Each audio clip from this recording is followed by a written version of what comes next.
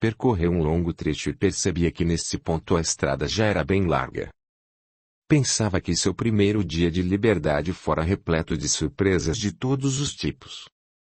Pensava também como seria a reação da senhora Beatrice, que ia acordá-la todos os dias. Imaginou quanto ela estaria irada e como Monsieur Constantine receberia a notícia da fuga. 1000 pensamentos passavam por sua mente. Lembrava com carinho dos seus queridos pais, dizendo para si: Papai, mamãe, por que partiram tão cedo, deixando-me nas mãos de Beatrice? Por favor, de onde estiverem me ajudem. Eu não sei mais o que fazer da minha vida. Estou tão cansada. Nesse instante Fabrícia sentiu um leve carinho na face, tal qual a sua mãe fazia quando ela estava em necessidades. Chorando, a jovem falou: Mamãe, a senhora me ouviu. O que faço da minha vida? Veio-lhe então a intuição de caminhar por um atalho da estrada e ela deixou-se levar por aquele caminho. Após alguns minutos já estava a uma boa distância da estrada principal, encontrando diante de si uma paisagem bucólica, maravilhosamente repleta de vegetação e flores do campo. Encontrou outro atalho e por ele seguiu admirando a natureza tão bela. Ao longe, escondida atrás do morro, vislumbrou uma casa simples. A princípio sentiu medo de aproximar-se e ficou escondida com o azulão atrás de algumas folhagens. Dedicou-se a observar o ambiente. Não demorou muito e apareceu uma senhora idosa, tendo como companhia um cão de cor marrom, que logo ela descobriu o nome. Venha cá, Job, chamou a senhora.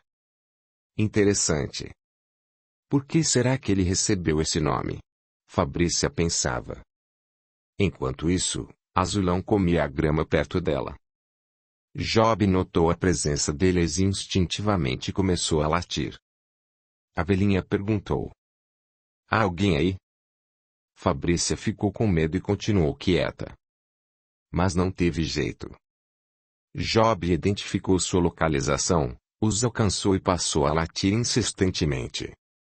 A idosa acompanhou o cão portando uma arma.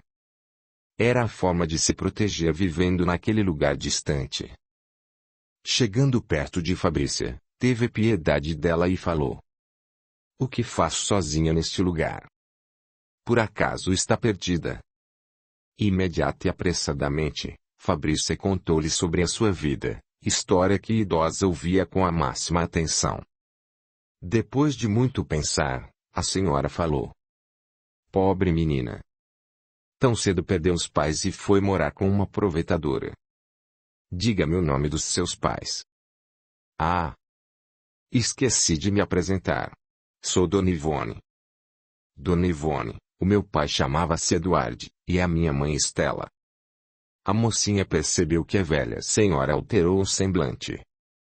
Claramente a sua tez mudou de cor, empalidecendo-se por completo. Fabrícia ficou com medo de que algo pudesse acontecer a ela. Senhora, por favor, precisa de alguma coisa? O que posso fazer pela senhora? Fabrícia amparou a anciã, que nesse momento disse o nome inteiro do seu pai e da sua mãe. A senhora os conheceu? Perguntou Fabrícia. Sim, minha querida. Acho que foram eles que a induziram a seguir este caminho. Sou a tia Ivone, irmã de sua avó materna já falecida. Dê-me um abraço. A irmã de vovó. Por Deus. Eu estava procurando pela prima da mamãe e encontro a irmã da minha avó materna. As duas se abraçaram fortemente, deixando claro que finalmente a caminhada de Fabrícia chegava ao fim. Fique morando comigo. Já estou velha o suficiente para procurar outros lugares para viver. Fabrícia lembrou-se da prima de sua mãe. Dona Ivone. Por favor, pode me chamar de tia Ivone, disse-lhe a boa senhora, demonstrando carinho. Obrigada, tia Ivone. Estou pensando em uma situação que pode acontecer. Diga, minha flor. É o seguinte. A senhora Beatrice sabe da existência da prima da mamãe e, certamente, quando ela der por minha ausência, mandará os guardas atrás de mim. Tenho medo de que a prima fale onde a senhora vive. Fabrícia, a minha filha não vem aqui há anos e, por sinal, moro neste lugar há pouco tempo. Só se... O que, titia? Só se ela der o meu antigo endereço para a Beatriz e a vizinha informá-la o meu novo endereço. Estou perdida novamente, lamentou Fabrícia. De repente, elas ouviram o trotar de cavalos puxando uma curiosa charrete, uma adaptação do que seria uma carruagem. Ivone começou a sorrir. Menina. Até os céus estão colaborando com você, celebrou a senhora. Veja, é Cristine, minha filha.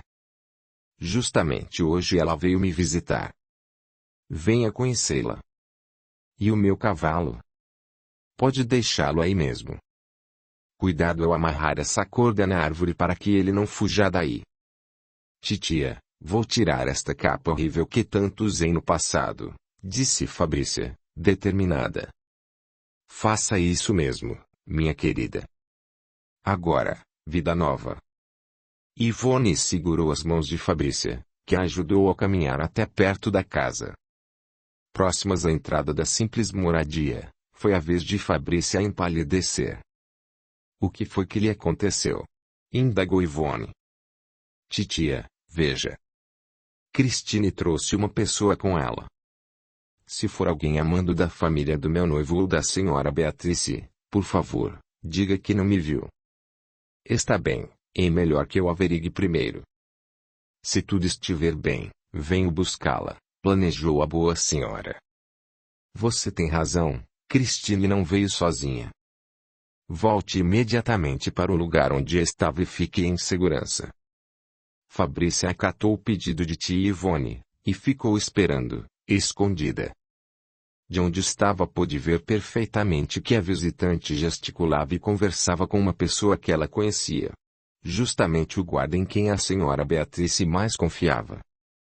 Fabrícia pensou.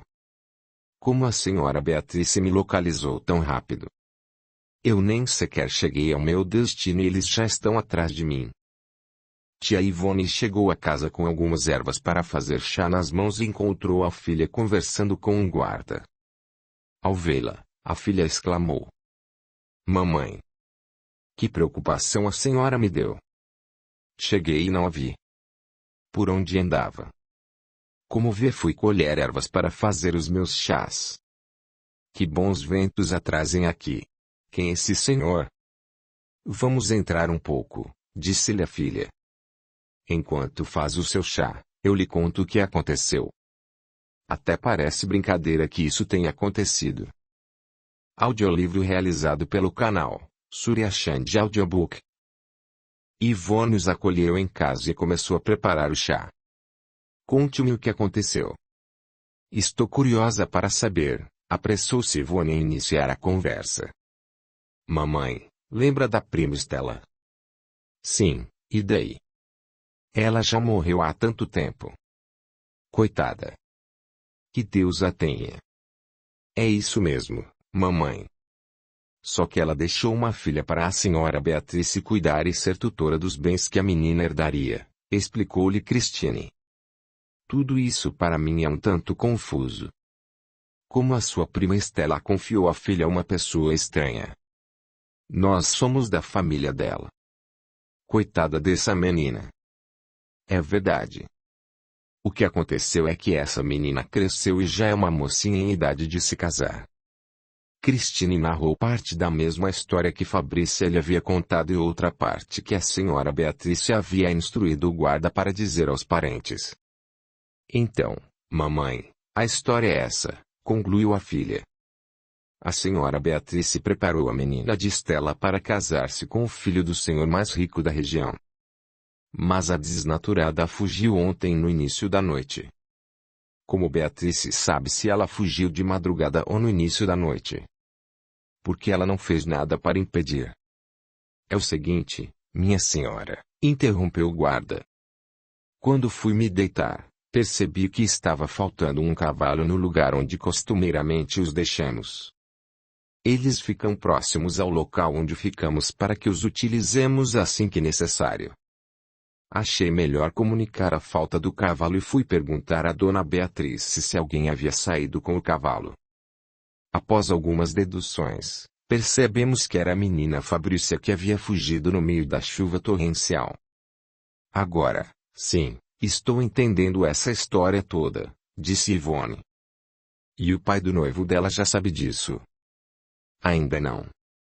A senhora Beatriz pretende encontrá-la e trazê-la de volta antes que ele saiba dessa fuga, respondeu o guarda. Pode ficar sossegado. Se ela vier aqui em casa eu avisarei a minha filha. Aliás, Cristina era chegada à mãe dela. Se por acaso ela vir por estes lados, é certo que irá procurar por Cristina e não aqui, pois nem a conhecia direito. O guarda percebeu que a senhora tinha razão. Tomou chá e partiu com Cristina e rumo ao vilarejo onde ela vivia.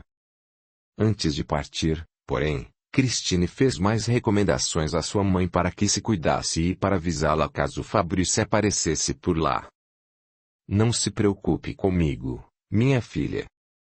Como percebe, estou muito bem de saúde.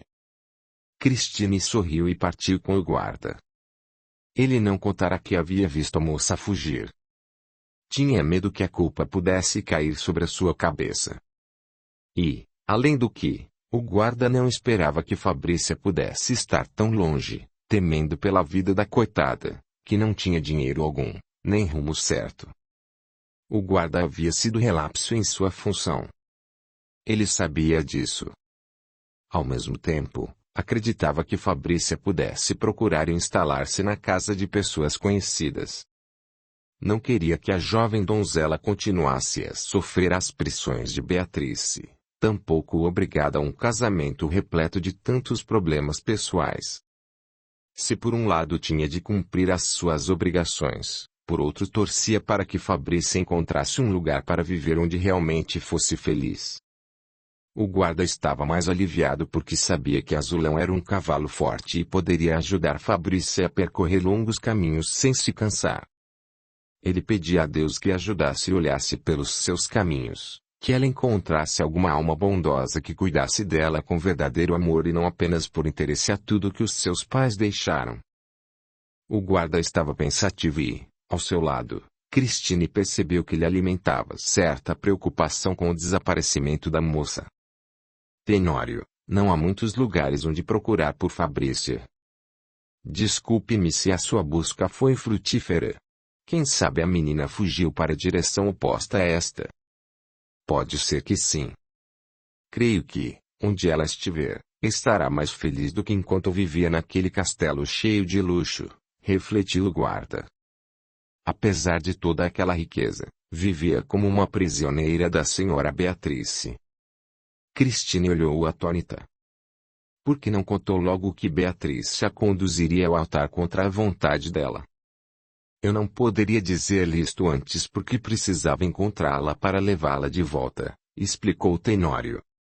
Agora que não sabemos o paradeiro de Fabrícia, acredito que seria até melhor que ela não retornasse e realmente encontrasse o afeto que jamais obteve de Beatriz. Então, volte imediatamente para o castelo e diga a essa Beatriz que a família de Fabrício irá conversar com ela e tirá-la do castelo que era dos pais da menina, afirmou resoluta. Certamente ela não terá mais nada a fazer naquele lugar. Nem cuidar direito da filha da minha prima querida ela o fez. Diga que se em um mês Fabrícia não retornar, eu irei instalar-me lá e não a quero por perto. Direi, sim, com o maior prazer, confirmou o guarda. Ela não merece ficar onde não honrou o compromisso de cuidar direito da filha dos patrões. A viagem não foi tão demorada como Tenório imaginava, visto que a casa de Ivone distava apenas algumas horas de viagem até a casa de Cristine. Se Fabrícia tivesse conduzido Azulão por mais algum tempo, certamente teria encontrado o guarda que sempre as acompanhava até a capela. Desta vez, finalmente Fabrícia estaria livre dos desmandos de Beatriz. Como os visitantes já estavam bem longe, Ivone finalmente fez sinal para que ela se aproximasse e, abraçando-a, disse: Minha querida, foram seus pais que induziram os seus passos até aqui. Graças a Deus você não seguiu viagem, caso contrário teria encontrado o guarda na casa da minha filha. Nem me diga isso, titia Ivone. Se ele me encontrasse não sei o que seria de mim. O meu tormento iria continuar. Esqueça o passado. Daqui em diante estará bem. Prometo que, enquanto eu viver, não sofrerá mais. Em nome de Deus eu lhe prometo que a sua mãe e o seu pai estarão bem onde se encontrarem, porque saberão que você está no meio familiar, ao lado de pessoas que poderão ajudá-la, tratá-la com carinho. Eu só não posso lhe oferecer as riquezas que possuía no castelo de seus pais. Titia Ivone, de que me adiantava tanta coisa se eu não tinha sequer a liberdade para agir, sempre usando aquela capa para proteger-me dos olhares alheios. Minha querida, hoje será o recomeço de sua vida, celebrou a boa senhora. Irá trilhar caminhos simples, contudo não lhe faltarão afeto e compreensão. Fabrícia abraçou a tia e agradeceu a boa vontade dela em ajudá-la e a Deus por protegê-la. Assim, a jovem conheceria o outro lado da vida. O simples, o belo, tudo o que ela tanto almejou ter um dia. Enquanto isso, no outro extremo dessa região, Beatrice não se controlava em ter perdido seu trunfo, que lhe renderia o recebimento de favores da parte de Constantine. Cada minuto para ela significava horas e a ansiedade tomava conta do seu ser. Certamente era o pior dia da sua vida. Tenório não teve pressa para retornar. Passou pela pequena vila, onde conversou com alguns curiosos que confirmaram a passagem de Fabrícia por lá. Pela descrição do cavalo e da moça com capa, não teve dúvidas de que ela havia passado por ali e seguido o seu caminho. Só não entendia como não a encontrou e isso o preocupou. Sabia, contudo, que se Fabrícia havia conseguido passar por aquele lugar e de lá saiu ilesa, certamente alcançaria o seu destino. Caso fosse a casa da prima de sua mãe, encontraria o respaldo, a acolhida que tanto precisava. Ele até torcia para que nunca mais ela retornasse ao castelo ou, pelo menos, enquanto Beatrice ainda estivesse morando lá. Nesse caso, Fabrícia teria de usufruir o que era seu por direito, sem a presença de Beatrice, para ser livre e feliz ao lado daquele que viesse a amar. Capítulo 14. Os acontecimentos. Compreendendo exatamente o problema de ambas as partes, o guarda Tenório possibilitou a Fabrícia a chance de encontrar a felicidade junto a alguém que pudesse amá-la, perfeitamente tudo o que sempre idealizou em sua mente antes pueril. Agora, ela já era outra, havia amadurecido. Muito embora tivesse apenas 15 anos nessa época, os pais já decidiam o futuro de suas filhas e dos filhos. Nesse negociar, muitas vezes esqueciam-se dos interesses dos jovens, a fim de exaltar os seus interesses particulares. Raríssimas vezes aconteciam uniões baseadas no conhecimento mútuo, no amor entre duas pessoas. Não se levava em conta o que os jovens pensavam sobre o acordo realizadas pelos seus responsáveis, como no caso de Fabrícia. É notório o quanto Beatrice ganharia com esse casamento. No castelo, Beatrice torturava-se com 1000 pensamentos. A ansiedade gerava em seu organismo um mal-estar exacerbado, chegando ao ponto de quase desmaiar. Ela sentia ódio em ter deixado escapar o seu maior trunfo, que lhe daria o que desejasse e que almejava realizar em troca do sentimento que ela nunca soube o real significado: o amor. Beatrice tinha em mente os seus interesses em primeiro lugar. Pensava em Monsieur Constantine, que viria a visitá-los no dia seguinte, e sofria imensamente só em imaginar que teria de desmanchar o acordo devido à fuga de Fabrícia. Sabia que Constantine não era homem de aceitar uma negativa, e principalmente nesse caso, pois os convites já haviam sido enviados e os convidados ficariam hospedados em seu domínio particular, no seu palacete. 1000 pensamentos a perturbavam. Tratou de ir para a sacada do enorme salão para respirar ar mais puro. Ledo engano. Assim que pisou na ampla área externa, verificou que o guarda Tenório, Ao longe, retornava para o seu refúgio, sozinho. Completamente fora de si, ela gritou, blasfemou, dizendo palavras sem nexo, uma vez que teve a certeza de que Fabrícia não fora encontrada aí, consequentemente, ela perderia todas as recompensas prometidas por Constantine. Fora de sua razão, começou a descer a escadaria do castelo rapidamente. Porém, sua pressa fez tropeçar no barrado da saia. Ela caiu e bateu a cabeça com força nos degraus. Ao tocar no chão, seu corpo jazia sem vida. Beatrice faleceu nesse estágio de desespero, causado por sua ambição e ganância. Após algumas horas, Beatrice, em espírito, completamente atordoada pelos últimos sentimentos e acontecimentos turbulentos, manteve-se ao lado do corpo tentando erguê-lo, dizendo para si própria: Beatrice, levante-se desse chão. Você tem muito a fazer. Em vão ela tentou erguer o corpo já inanimado. Para seu tormento ainda maior, percebeu outros espíritos raivosos perto dela, que a princípio desconhecia. Tentou gritar por socorro e não obteve ajuda, uma vez que nem sequer os empregados da casa ouviam seus gritos desesperados. Obteve, contudo, amparo de espíritos que, em épocas remotas, haviam sido amigos dela. Eles apostavam que desta vez, nesta encarnação, Beatrice pudesse desempenhar direito às suas funções, com uma programação reencarnatória que lhe proporcionaria viver com abundância em todos os sentidos. Deveria atuar no sentido de fazer prevalecer o amor ao próximo, retirando de si a inveja, a ambição, a ganância, chagas que vivenciou em tantas outras reencarnações. Realmente, uma pena. Beatrice mais uma vez declinou de suas intenções primeiras, prejudicando novamente a sua evolução moral e espiritual. Percebemos os mecanismos que Deus nos dá para que efetuemos a nossa evolução. A encarnação é um aprendizado, um teste contínuo para que possamos provar que conseguimos realizar boas obras, afastando-nos dos atrasos, das chagas que nos prendem ao pretérito. Os espíritos socorristas observaram que outros espíritos sem entendimento se aproximavam de Beatrice, pois ela emanava constantes pensamentos e energias maléficas. A emanação de bons fluidos, de amor, dos bons pensamentos que eles enviaram foi capaz de afastar aqueles espíritos ainda presos na faixa mental que Beatrice se mantivera até então. Dessa forma, através do amor, os bondosos espíritos auxiliaram mais uma vez Beatrice, que lhes era cara, um afeto de outrora que ainda não havia conseguido estagiar na fonte viva do amor e do bem. É interessante pensar que ao nosso lado existem espíritos que se assemelham à nossa própria maneira de ser e de pensar, e isso os atrai. Novamente temos a atuação da lei de afinidade.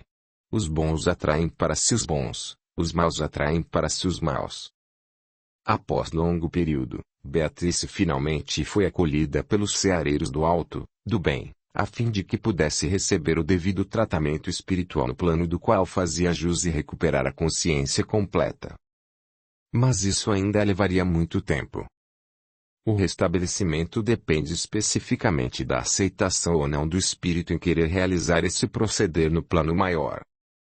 É um problema que atinge todos os espíritos quando desencarnam. Muitos não aceitam o auxílio fraterno dos mensageiros e ceareiros divinos e retornam ao meio em que viveram, ficando na erraticidade por tempo indefinido. Era mais uma questão que Beatrice precisava resolver. Aceitar ou não o auxílio das equipes laboriosas desse trabalho sagrado. No plano material, Tenório já havia chegado há várias horas e junto dos empregados foi procurar por Beatrice para dar a notícia do resultado infrutífero da sua busca. Ao vê-la no chão, inerte, sem vida, todos levaram um enorme susto. Em sua mente, nesse momento, o guarda só pensava na jovem Fabrícia que estava, a seu ver, foragida, sem paradeiro. Tratou de realizar logo as medidas necessárias para o enterro daquela para quem por muito tempo trabalhou. Não adotava como certos modos que ela agia, nem como pensava. Contudo, era o empregado a quem ela mais confiava os seus feitos. A morte da senhora de negro causou um grande alvoroço na pequena cidade, e logo a notícia chegou aos ouvidos de Constantine, que se viu ameaçado perante os compromissos diretamente ligados ao único filho. Procurou estar perto de Tenório para saber o que realmente havia acontecido naquele castelo, e o guarda aproveitou a situação para contar exatamente o que havia acontecido. Imediatamente Constantine reuniu seus guardas e pediu que procurassem pela jovem Fabrícia por toda a região. Para sua infelicidade, ninguém sabia direito como eram as feições da jovem, uma vez que sempre usou a capa escondendo o corpo e a touca ou o véu ocultando a sua face. Constantine se sentiu ameaçado mais uma vez de servir de chacota para o povo. Ele dizia para si: já não basta servir de gozação por ter um filho delicado, agora tenho que me controlar diante desse casamento que não vai acontecer. Nem ao menos eu pude ver direito o rosto da jovem, o que dirá os meus guardas? Não há meio de encontrá-la. Após o enterro do corpo de Beatrice, Constantine arrumou suas malas e as do seu filho, dizendo que ficaria meses na Europa e que o tão esperado casamento não mais ocorreria. Constantine tinha esperanças de encontrar alguma moça de boa família que pudesse consorciar-se com o seu único filho. Mais uma página virada na vida deles. Filipe ainda tinha esperanças de um dia poder viver tal qual ele era e, quem sabe, seu pai encontrasse alguém que o fizesse feliz, deixando-o em paz. Mas alguns períodos terrenos se passaram para todos. A notícia do falecimento de Beatrice deixara todos da pequena cidade surpresos. Mais surpresos ainda ao saberem que a jovem Fabrícia havia fugido para não ter de casar-se com Filipe. O interessante desse episódio é que, sem querer, mais um espetacular afeto surgiria nessa história, tendo-se em conta que a jovem Jaqueline possuía muitas qualidades e afeiçoou-se à família da Elise. Por momentos, Elisa chegou a pensar em como seria bom se a jovem realmente fosse a sua filha do coração. Elas se davam muito bem e Jaqueline estava completamente integrada à nova família. A jovem trabalhava auxiliando-os na oficina, nos desenhos, aliás, muito bem aceitos pela família que, colocados em prática, chamavam a atenção de todos pelo requinte, pelo estilo dos calçados femininos e masculinos. Até nos móveis ela aplicava suas ideias, transformando simples aparadores em objetos de arte, encontrando boa aceitação dos clientes mais antigos. A oficina de arte e calçados ganhava fama tanto no âmbito local quanto no âmbito nacional. Até alguns pedidos surgiram de outro país. Aquela oficina constituía um marco importante de trabalho na cidade e região. Alguns anos se passaram na vida de todos e a família de George continuava trabalhando com amor, criatividade e alcançando muito sucesso. Para Elise, Jaqueline já fazia parte de sua família. A união de Anthony, Charles e Joseph muitas vezes ainda era abalada devido às diferenças comportamentais e de caráter de cada um. Contudo, Elise a tinha como aliada importante a medianeira Jaqueline, que sempre os fazia voltar à razão nos momentos extremos. A vida de Elise, Efigênia, Jaqueline e dos filhos era um exemplo de doação de si, do amor e do trabalho incessante. O Sr. Alfredo sempre dizia a Elise: se George estivesse entre nós, certamente estaria muito feliz. Ele está sempre presente nos nossos pensamentos e nos nossos corações. Neste momento está ao seu lado, Sr. Alfredo. Credo, Elise, isso é jeito de falar de alguém que já morreu? Ela ria do jeito simples dele. Não tenha medo, Sr. Alfredo. George sempre gostou muito do senhor. Ah! Isso é verdade e a recíproca é verdadeira. Que falta ele faz para nós? Sr. Alfredo, não se preocupe com isso. Se ele não pode estar ao nosso lado, com um corpo, como nós dois, ele está por várias ocasiões ao nosso lado em espírito. Elise, é incrível a senhora dizer tudo isso desse jeito tão natural. Onde aprendeu tudo isso? Sr. Alfredo, tudo é natural. Veja bem, Nós somos espíritos com um corpo e quando morre o corpo, o espírito fica livre e vai para lugares onde possa sentir-se bem, aprender, ser esclarecido e até trabalhar no mundo espiritual. Eu aprendi tudo isso com a Dona Irma. Ela me orienta e transmite tanta paz. Sabe que ela já falou uma vez como se fosse o meu George. Cruz credo. Não fale essas coisas. Não tenha medo. Eu tenho certeza de que era o espírito do meu George que falou através dela. É psicofonia, como a Dona Irma me explicou depois. E o recado de George condiz com o jeito de lhe pensar. Até parece que o estou vendo novamente na minha frente. Interessante.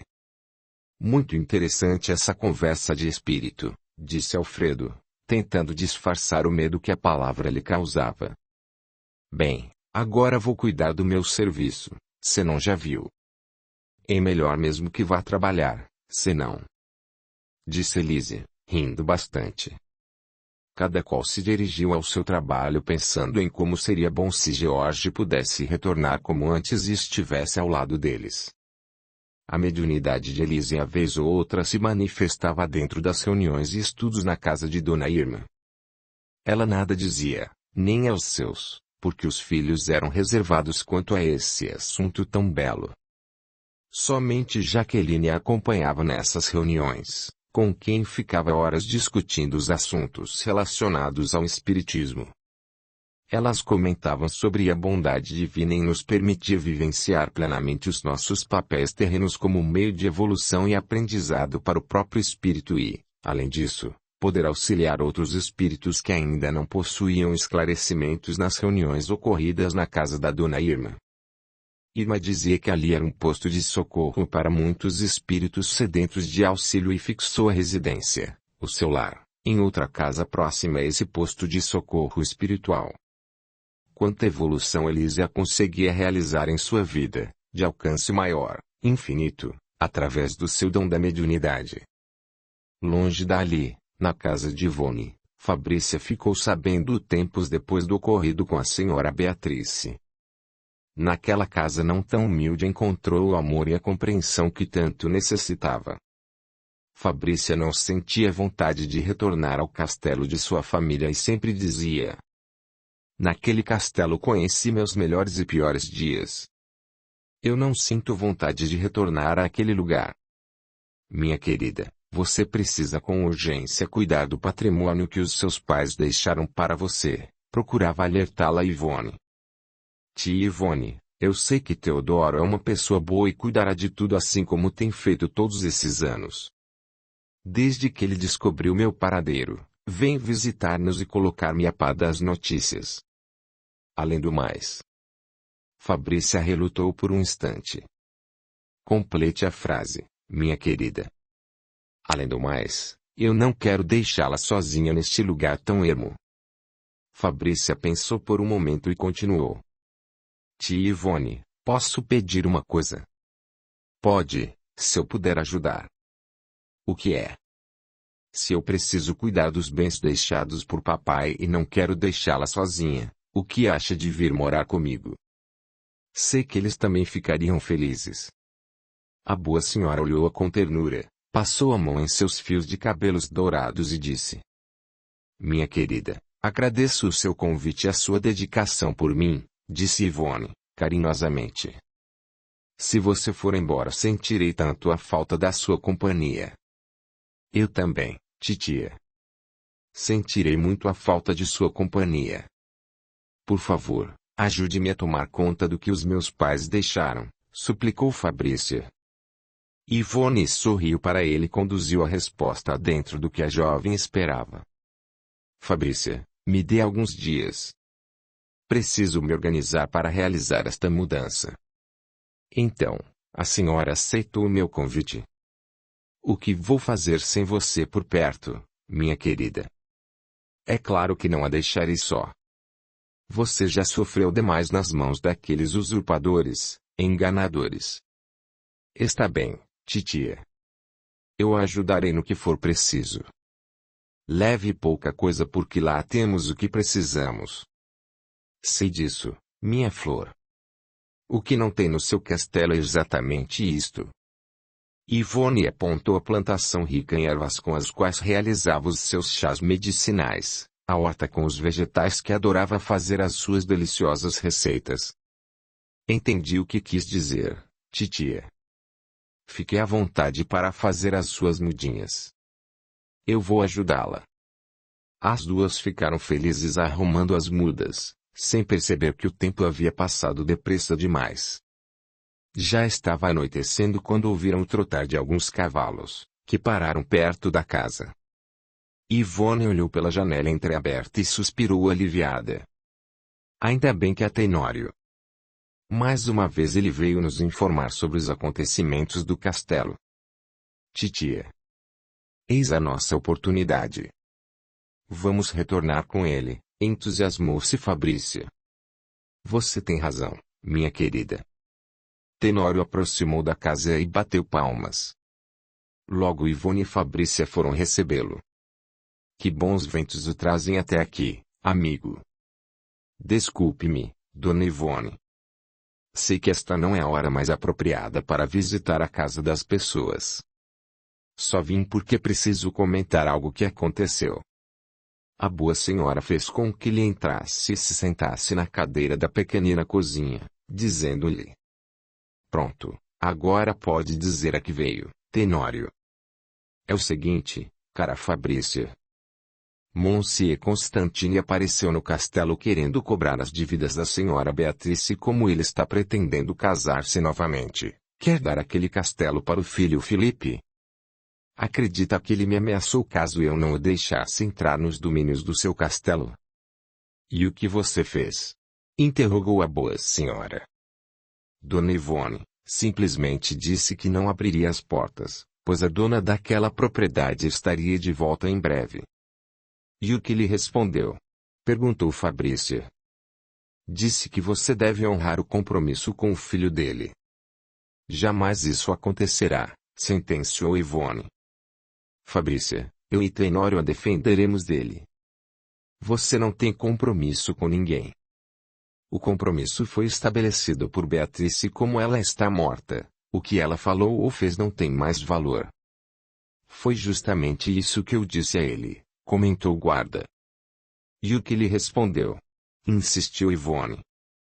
Simplesmente que pagaria para ver o que ia acontecer. Mas esse Constantine é prepotente. Ele verá que com o Ivone ninguém passa por cima, ele não manda nas nossas vidas, afirmou Ivone, resoluta. E comigo também, asseverou Tenório, completamente indignado com o ocorrido. Tenório, me ajude a colocar estas mudas na carruagem e algumas malas que organizarei rapidamente, pediu Ivone. Voltaremos com você hoje mesmo. Não deixarei margem para que esse senhor diga o que quiser, sem que receba uma resposta à altura. Audiolivro realizado pelo canal Surya Chand Audiobook. Tenório estava feliz. Essa foi a melhor notícia que já ouvi desde. Nesse instante Fabrício interrompeu. Nem continue a dizer o que pensa, meu caro. Isso aconteceu há muito tempo, deixe que ela descanse em paz. Se aquele veneno todo esparramar na terra, com certeza não nascerá nenhum mato lá, disse Tenório. Está certo que Beatrice não era uma pessoa boa, refletiu Ivone. Temos mostras do mal que ela causou a Fabrícia, porém ela recebeu o que mereceu. Deus que é bondoso, que é pai, não deixa que os seus filhos sofram eternamente. Mal sabia ela que Beatrice ainda vagueava pelos cômodos e aposentos do castelo como se ainda estivesse viva. Não aceitara o auxílio dos bons espíritos e situou-se no local onde vivera por tantos anos como se fosse a real dona do local. Nesse intercâmbio entre o mundo dos espíritos e dos homens, percebemos claramente o quanto se diversifica a aceitação daquele que desencarnou. Dependendo do estágio evolutivo e do apego ao local onde morou, o espírito pode prolongar a sua estadia terrena vivendo na erraticidade. Beatrice sofria por não poder fazer coisa alguma no castelo onde passou grande parte da sua vida encanada. Agora, desencanada, Via-se totalmente incapacitada de realizar os seus desejos. Talvez, se houvesse alguém no castelo com a mediunidade da vidência e pudesse identificá-la no local, seu espírito tão necessitado de ajuda e de esclarecimento teria a possibilidade de receber auxílio. Em sua maneira apegada às coisas materiais, Beatrice dificilmente aceitaria sua condição de desencanada. Tampouco se deixaria levar às colônias de aprendizado, do qual tanto necessitava. Prolongando um pouco mais nesse assunto, dialogando sobre os espíritos na erraticidade, sabemos que existem muitos locais de acolhimento e de esclarecimento específicos à necessidade particular de cada espírito. Uma vez desencanado, o espírito se lança ao espaço, retornando ao mundo espiritual. Muitos não admitem ou não entendem que não mais fazem parte do mundo dos encanados, e sim dos desencanados, sem ter a exata noção de que já passaram para o outro estágio. O espírito, portanto, vai aonde tem a sua necessidade saciada, ora nas devidas colônias espirituais, onde encontra o atendimento fraterno, o esclarecimento, podendo servir de meio imprescindível para a sua evolução ora nos meios em que já viveu, ora busca afinidades pessoais. Tudo depende do entendimento e da essência de cada um. No caso de Beatrice, surpreendentes episódios lhe advirão para que possa finalmente aceitar o real auxílio espiritual a que faz jus. Capítulo 15. O retorno. Como percebemos, temos o dever de mostrar o quanto o afeto conduz a vida dos humanos. Mediante essa premissa, constatamos a união afetiva existente entre Fabrício e Ivone. Duas pessoas carentes, necessitadas de apoio, de auxílio mútuo, foram capazes de unir-se tais quais fossem realmente filho e mãe, ou até mesmo neta e avó. Nesse discernir, ousamos destacar a amizade simples e bela surgida desde a chegada de Fabrícia naquela casa, um lugar ermo, praticamente escondido, longe da estrada. Unidas, procuravam através do auxílio mútuo uma maneira de ainda mais solidificar a amizade surgida pelas necessidades de proteção e de ajuda. Manifestações semelhantes ocorreram com Jaqueline em relação a Elise. Elas se completavam até nos interesses comerciais.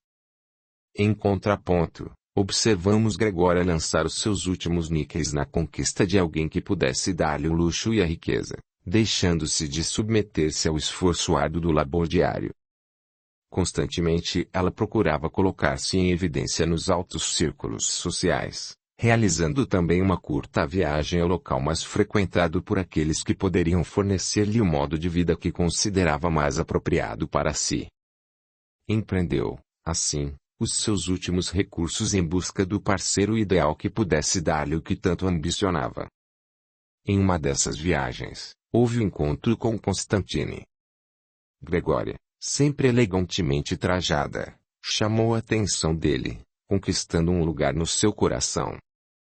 Por vias incertas, Gregória rapidamente comprometia-se com Constantine, fazendo com que ela retornasse à cidade onde a filha Jaqueline vivia com a tia Elise. Por força do destino, inevitavelmente Felipe sentiu Elizabeth aproximar-se dele, mesmo tendo o seu jeito especial de ser. A moça soube envolver o rapaz, que propôs fossem eles apenas amigos. Diante do pai, porém, comportavam-se como pessoas enamoradas, pois desejava que ele parasse de pressioná-lo. No início tudo começou tal qual brincadeira inocente, como se fossem crianças. Sem perceberem, contudo, a amizade entre os dois tornou-se sólida. Elizabeth era a melhor e única amiga de Felipe. Os dois tramavam cooperar com a intenção do pai dele, casando-se no futuro. Voltando a Gregória, percebemos o quanto ela lutou para conseguir os seus objetivos. O que ela não esperava, porém, aconteceu de maneira simplesmente espantosa e natural. Nunca imaginaria ter a filha que mais lhe era parecida casando-se com alguém da estirpe de Felipe. Não que ela tivesse algo contra as tendências do rapaz, mas não entendia como se realizaria a união de ambos se Felipe, o noivo, tinha outro modo de se comportar diante do socialmente esperado para o sexo masculino. Na mente de Gregória tudo parecia ser uma incógnita. Elizabeth, a seu turno, queria pagar para ver o que o futuro lhe reservava. Notamos quantas voltas a vida dá.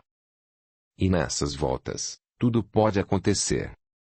Até a união declaradamente pública de Filipe com Elizabeth, toda repleta de etiquetas sociais, predileções que seriam satisfeitas perfeitamente por Constantine se houvesse realmente o casamento entre ambos.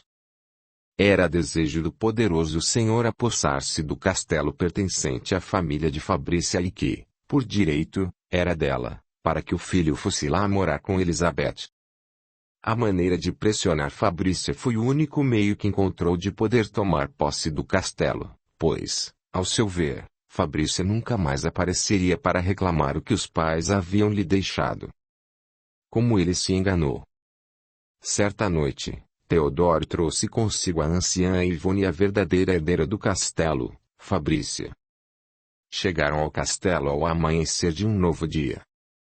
Fabrícia dessa vez chorava, mas não como no dia em que fugira, temerosa, em meio às gotas da chuva abundante.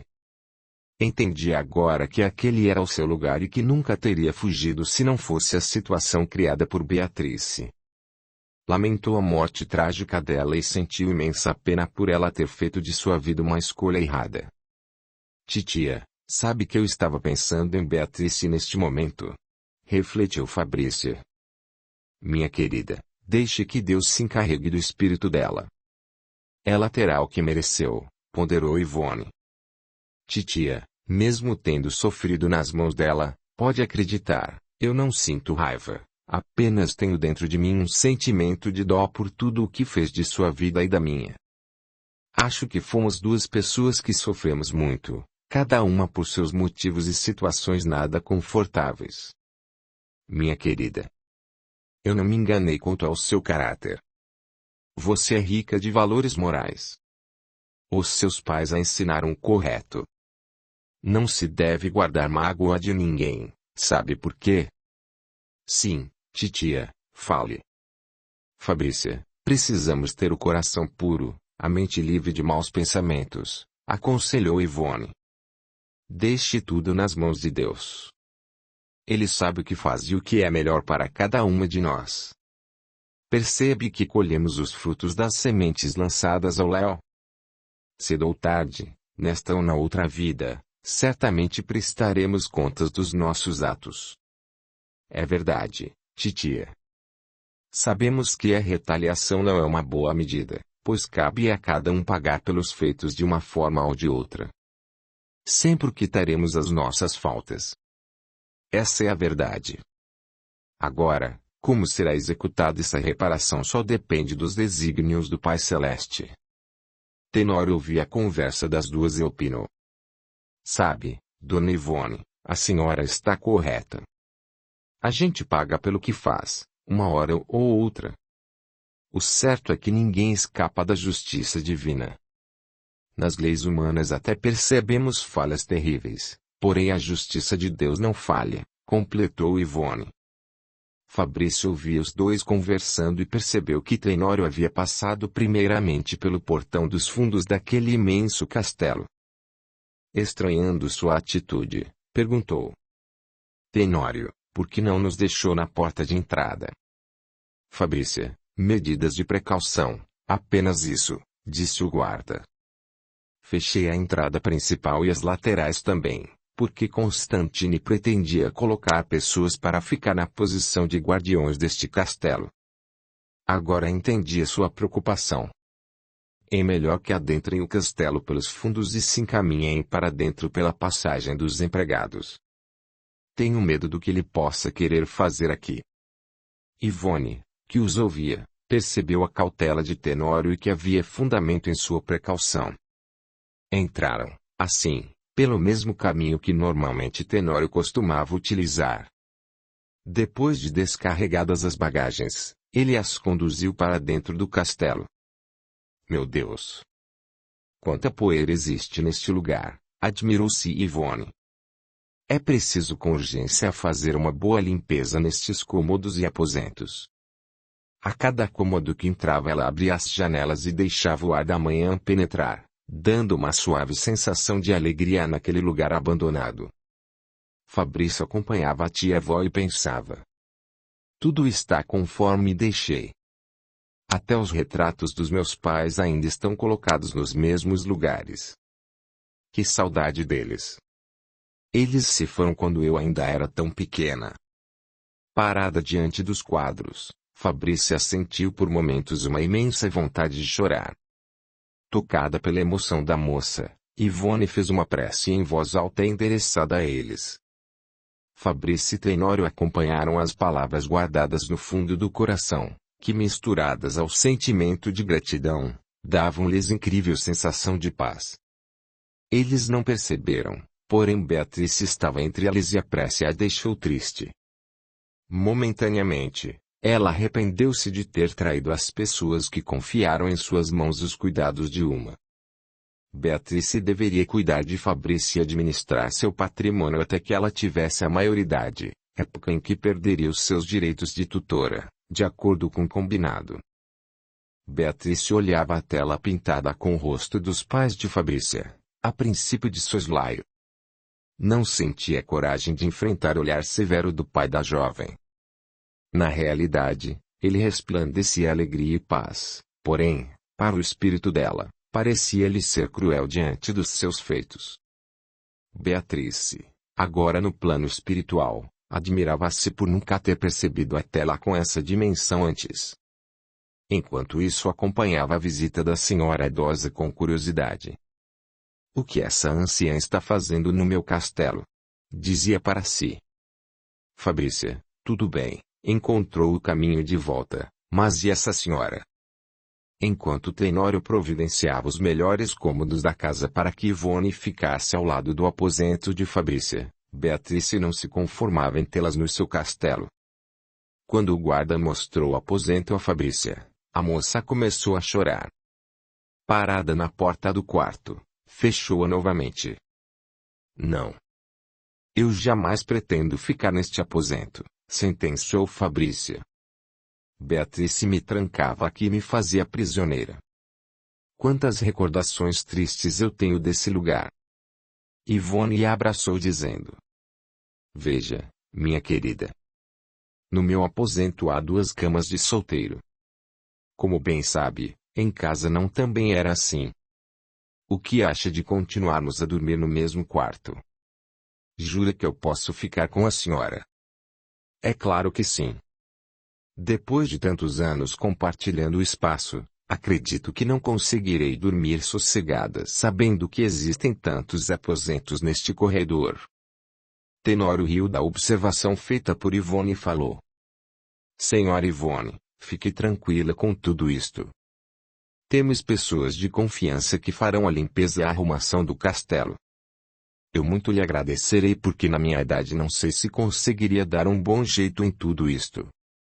Tenório as auxiliou a colocar as malas nesse aposento que havia muito tempo não era ocupado.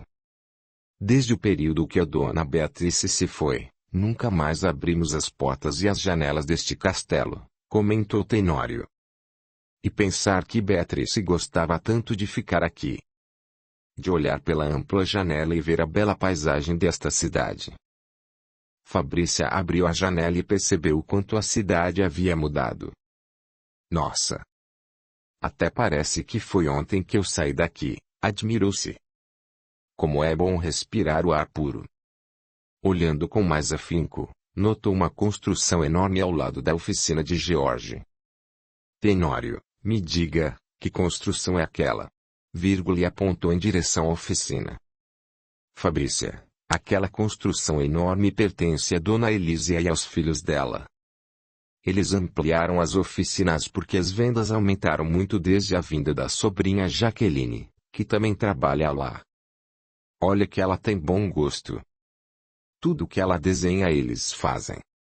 E os produtos vendem como água. Fabrícia pensou um pouco. Lembro o dia em que estive lá em companhia de Beatriz para comprar o sapato que usaria no dia do casamento. Agora, sim, eu me lembro bem. Um rapaz conversou comigo e um senhor, acho que o nome dele era Alfredo. Sim, era o senhor Alfredo, Ele me fez ver o erro que iria cometer e recomendou que, se eu tivesse parentes, deveria procurá-los. Então foi ele quem lhe abriu os olhos para perceber o quanto estava errada? Perguntou Tenório. Sim, foi ele mesmo e eu lhe agradeço muito. Ainda irei conversar com ele. Quero agradecer o conselho dado. Eu encontrei não só uma parenta. Minha tia-avó, na verdade, é muito mais que isso. É a minha guardiã, a minha melhor e única amiga. Beatrice, que acompanhava a conversa, tomou-se de ira. Aquele velho caduco ainda vai me pagar. Vou procurá-lo. Quero ver se ele será capaz de dar mais algum conselho a alguém, vociferou. Estava formado o impasse. Beatrice não tinha o quem culpar pelo ocorrido, uma vez que não admitia os seus erros, mas nesse instante conseguiu encontrar alguém a quem pudesse culpar pelos seus próprios equívocos, pelo seu maior erro, que foi trair as pessoas que mais confiaram nela.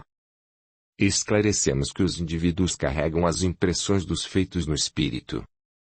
A memória de Beatrice era milenar e ela não carregava culpa alguma. Sua mente era doentia e nela só havia lugar para os seus interesses primeiros.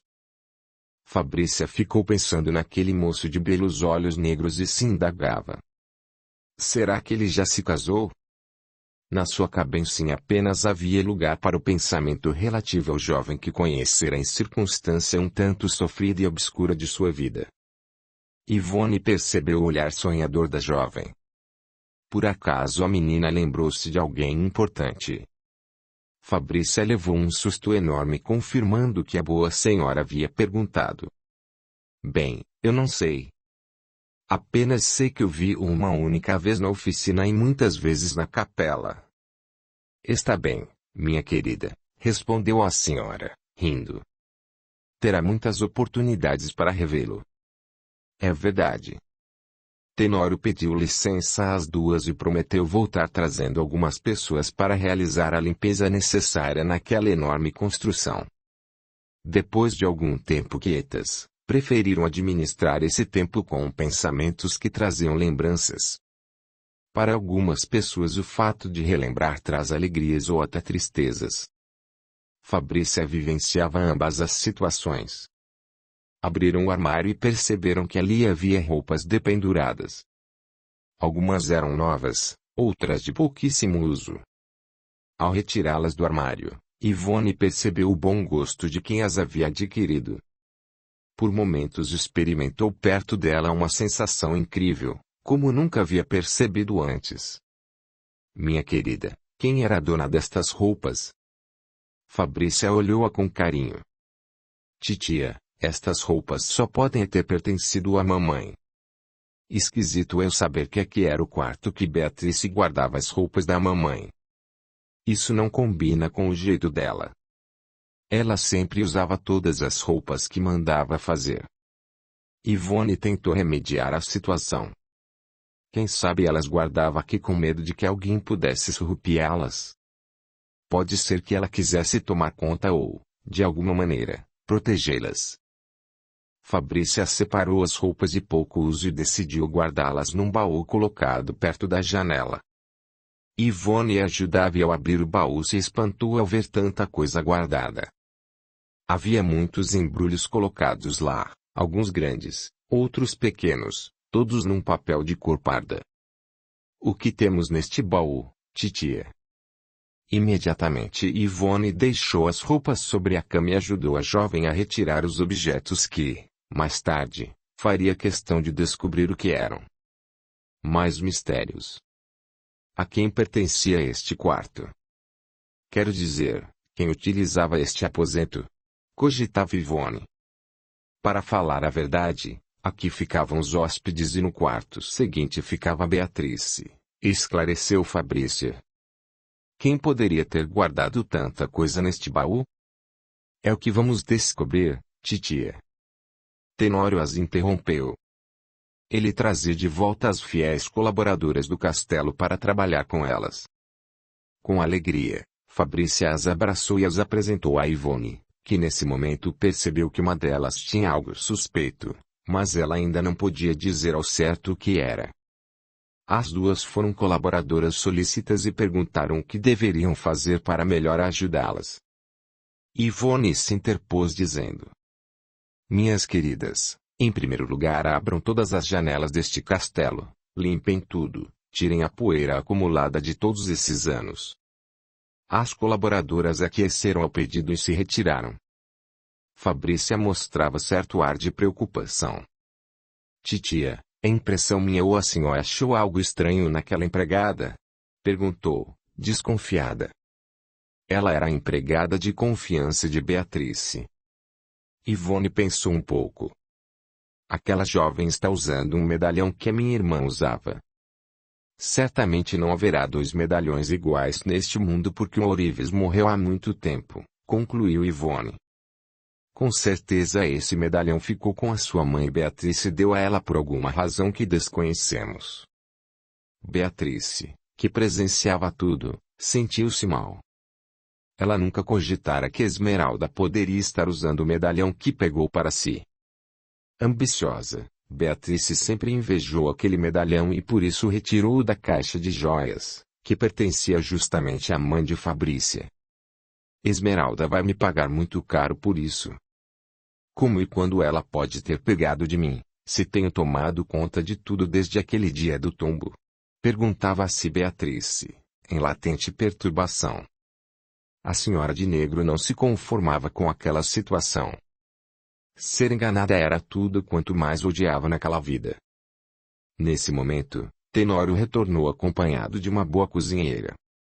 Ela havia trabalhado na casa no tempo em que os pais de Fabrícia eram vivos. Para Ivone tudo aquilo era novo e ela estava atordoada com os acontecimentos.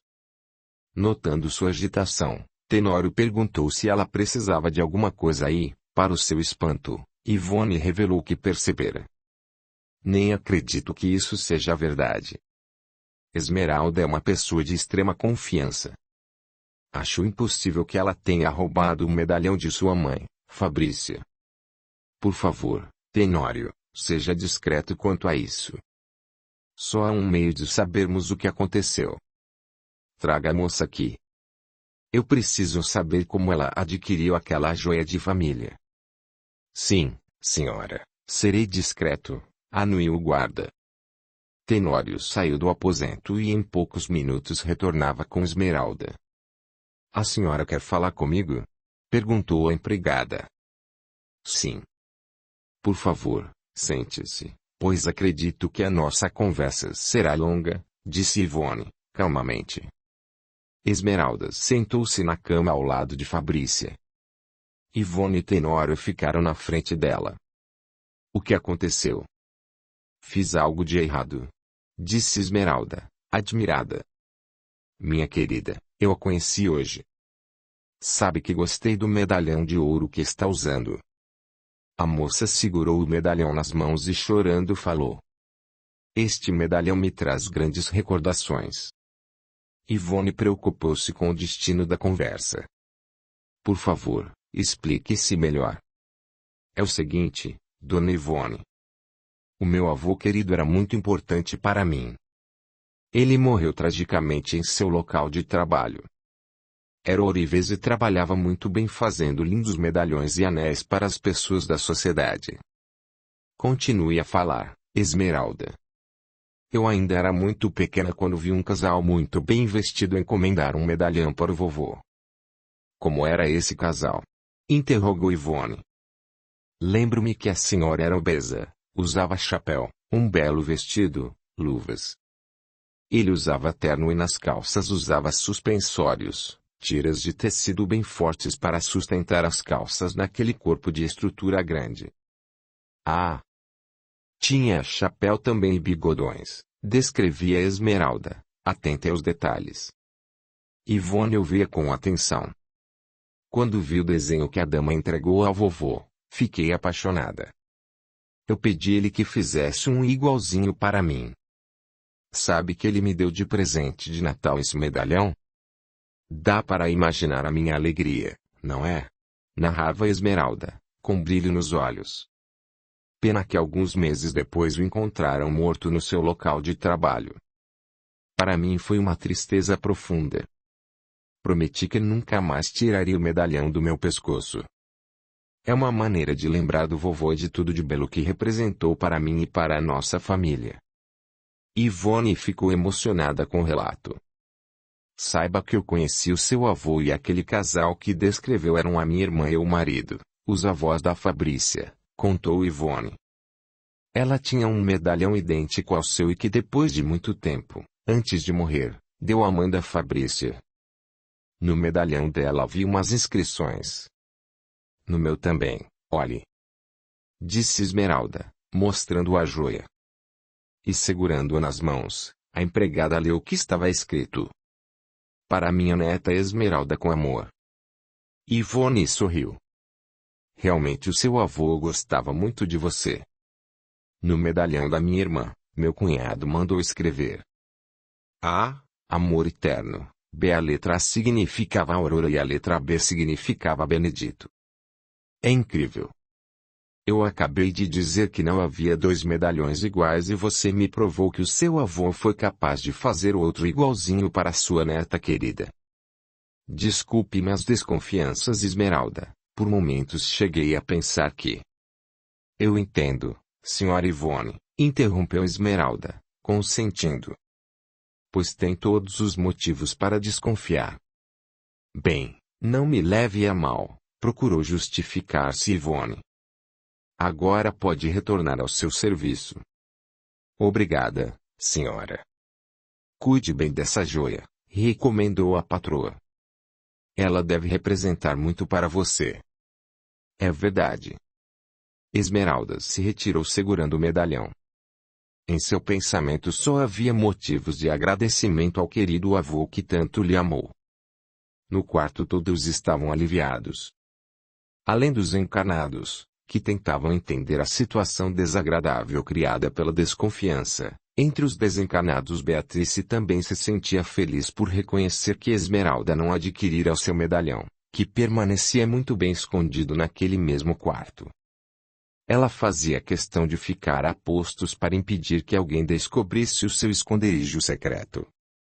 O principal motivo que a mantinha ali era justamente o apego às joias valiosíssimas que adquirira a muito custo, a partir de favores,